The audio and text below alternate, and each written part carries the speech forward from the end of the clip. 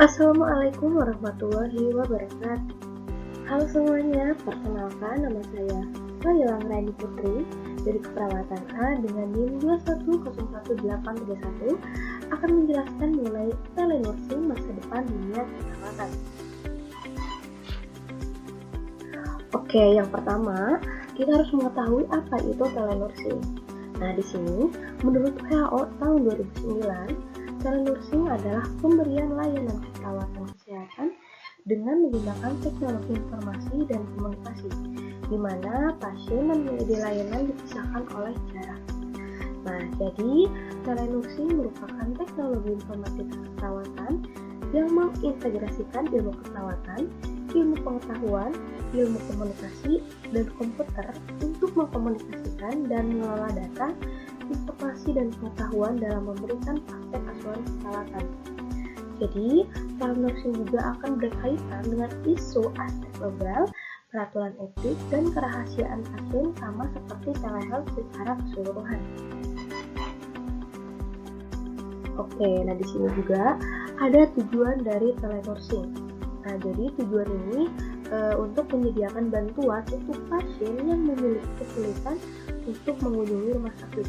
Nah, ini juga terkait untuk faktor ekonomi, untuk kekurangan sarana transportasi, ada kendaraan jarak jauh, dan ada pasien lansia, ada pasien penyakit kronis yang dirawat di rumah, dan juga situasi lainnya. Nah, di sini juga ada lingkup dari telenursing itu sendiri. Yang pertama, ada menentukan biaya perawatan kesehatan. Yang kedua, ada meningkatkan kebutuhan perawat kesehatan ke tempat yang jauh. Kemudian mengatasi peningkatan kekurangan perawat, ada mengurangi jarak dan menghemat waktu perjalanan, kemudian menjauhkan pasien dari rumah sakit, dan kualitas perawatan yang meningkat. Nah, di sini juga ada tipe telenursing. Yang pertama ada call center service, yang kedua ada konsultasi melalui secure email message system, kemudian ada counseling melalui hotline service, kemudian ada discharge planning telenursing, kemudian ada home efficient telenursing atau tele-home care, kemudian ada audio atau video conferencing antara pasien dengan petugas kesehatan atau dengan sesama petugas kesehatan. Kemudian juga ada support care, itu menurut POS tahun 2015. Nah, jadi di sini juga ada manfaat dari telenursing. Nah, manfaatnya juga tidak hanya dirasakan oleh perawat, namun oleh pasien dan rumah sakit juga merasakan manfaatnya. Nah, untuk perawat itu bisa efisiensi jam kerja, yang kedua ada keputusan dan kenyamanan kerja, dan yang ketiga ada efektivitas biaya. Kemudian untuk pasien, yang pertama ada menghemat ekonomi, yang kedua meningkatkan partisipasi keluarga, yang ketiga mengurangi kunjungan pasien medis, yang keempat meningkatkan akses layanan kesehatan, dan yang kelima peningkatan kenyamanan pasien dan keluarga. Nah, untuk rumah sakit sendiri bisa mengatasi kekurangan perawat, kemudian meningkatkan kapasitas tempat tidur, kemudian menghemat waktu kerja, dan yang keempat penyedia layanan jarak jauh. Nah, dari manfaat itu tentunya ada tantangan dari telenursing itu sendiri. Yang pertama, kesulitan dalam penggunaan teknologi itu tentunya banyak ditemui di lapangan. Kemudian ada resiko terhadap keamanan dan kerahasiaan dokumen klien, karena di online itu bisa terjadi kebocoran data. Kemudian kurangnya dukungan emosional dan sentuhan terapeutik yang dirasakan oleh pasien dibandingkan dengan adanya kontak atau interaksi langsung dengan perawat. Kemudian berkurangnya kualitas pelayanan kesehatan. Kemudian ada kegagalan teknologi dan juga ada ancaman terhadap keselamatan pasien dan malpraktik. Nah, di sini juga kita akan membahas tentang telenursing in Brazil.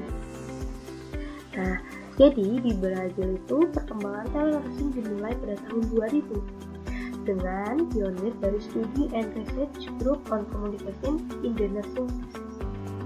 Nah, di sini juga ada 3 jenis informasi dari pasien yang dibutuhkan dalam memberikan perawatan telenursing digunakan dalam sistem ini. Yang pertama ada pertukaran email tertulis dengan konsultan harian. Yang kedua, email dan tanda vital di mana indikator vital seperti tekanan darah, suhu, jarak, pendapat diukur dan dikirim secara teratur. Kemudian yang ketiga ada pesan video dengan konsultasi kesehatan aktual melalui gambar video. Oke. Selanjutnya itu kita akan menjelaskan tentang mental health line. Apa sih itu mental health line?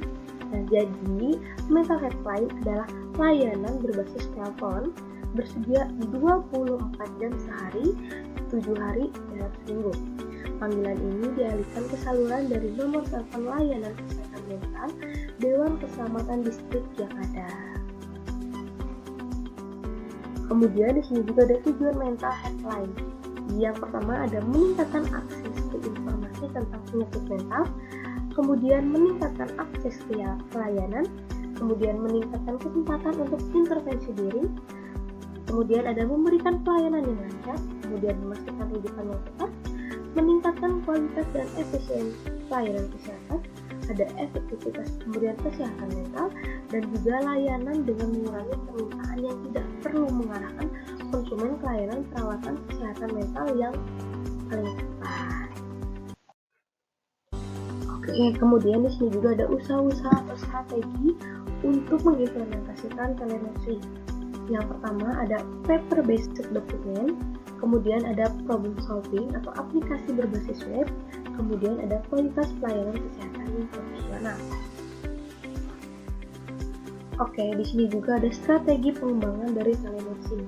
Yang pertama, fasilitas, teknologi dan infrastruktur jaringan yang tersedia kerjasama sinergi di berbagai pihak, kemudian inovasi yang dikembangkan secara konsisten dan berkelanjutan, kemudian juga ada penelitian lebih lanjut diperlukan untuk memahami bagaimana layanan tersebut dapat memaksimalkan efektivitas dan jangkauan ke seluruh populasi.